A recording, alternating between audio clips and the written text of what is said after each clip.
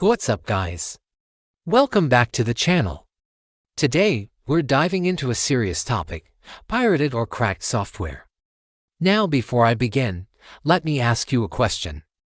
Do you know someone who swears by this cracked version of some program or the other? Maybe they've told you about some amazing crack that will unlock anything. Well, here's the thing, and I hate to burst anyone's bubble, but that person could be putting not only their own system but also yours at risk. Think about it. If they're using cracked software, there's a reason why it's cracked in the first place. It was unlocked legitimately, and there's a good chance that someone messed with the code to make it do something else besides what it was intended to do. Many people think using pirated software is a cost-free shortcut, but it actually comes with hidden dangers. So if you're curious or just want to educate yourself about this issue, then keep watching, because today we're going to show you how these cracks work and what to look out for. But before we go further, hit that like button and subscribe to our channel for more awesome content. Alright, so let's start off with the basics. Why do people use pirated software? Well, the answer is simple. People usually resort to piracy when they can't or don't want to pay for the software they need. For example, maybe a designer needs Adobe Photoshop, or maybe a video editor needs Adobe Premiere Pro.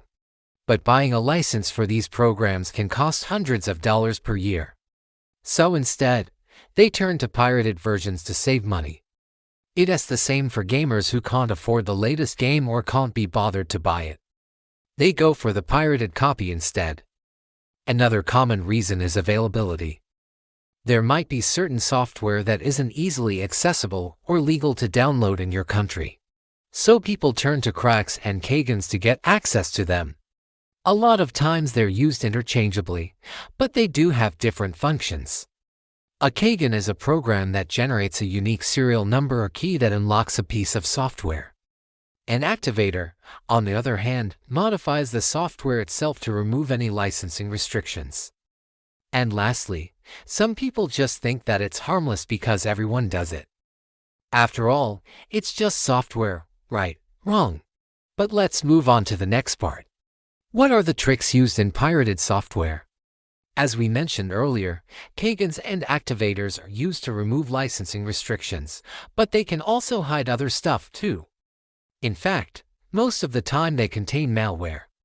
For example, let's say you're looking for a way to activate Windows 10 without paying Microsoft. You search online and find a great-looking website that offers an activator for free. Once downloaded, the activator might look legit. But once you run it, it starts to install something else. The end result is that you have Windows activated, but now your computer has a virus. That's right. The activator you downloaded contained malware that got installed along with it. And this trick isn't just limited to Windows activators. Any type of crack or Kagan can be used to sneak in other software. It doesn't matter if it's a game crack or a software crack. If it's not from the official source, there's always a possibility that it could contain malware. Also, sometimes these cracks don't even unlock the actual software. Instead, they're designed to unlock fake versions of the software, which will usually come with a warning that the software is not genuine. This is usually done with popular programs like Microsoft Office or Adobe products. The pirate might change the icon and the name of the file to match the original software. But once you open it up, you'll realize it's a fake. However, there's nothing to stop the pirates from adding malware into these fake programs. So, it's best to avoid them completely. Next up, let's talk about modified installers. These are basically setup files that are altered to install both the original software and malicious add-ons. This means that once you run the installer, you end up installing two programs instead of one. One is the software you wanted and the other is something you didn't agree to install. These types of cracks are commonly seen with games where pirates will modify the installer to add adware to the mix. This means that after you install the game, you'll also have adware installed on your system. And this isn't just annoying, it can also be dangerous. Adware can collect personal information and send it back to the hacker without your knowledge. And it can also lead to identity theft. Imagine if the ad where you accidentally installed copies your credit card details and sells them to a third party. That would be a nightmare. And then there's the crack that isn't even software. Yep, you heard that right. Some cracks are basically viruses disguised as files. This is especially prevalent with popular games where hackers will release a crack that looks like an X file but is actually a virus. This is incredibly dangerous because most people won't think twice before running a cracked file. They'll just double-click and run it without thinking that it could harm their system. And that's exactly what it does. The moment it runs, it starts to infect the system and can cause all sorts of damage. From stealing passwords to encrypting your files and holding them hostage, these cracks can do a lot of harm. Lastly, let's discuss P2P or unknown sources. While most people think that downloading cracked software from websites is risky, downloading from P2P networks is even more dangerous. Here's why. With P2P or peer-to-peer networks such as torrents, you're directly downloading files from other users. This means that there's no central source that can be held responsible if something goes wrong. Plus, there are a lot of people who upload cracked software to torrent websites without knowing that it's been tampered with.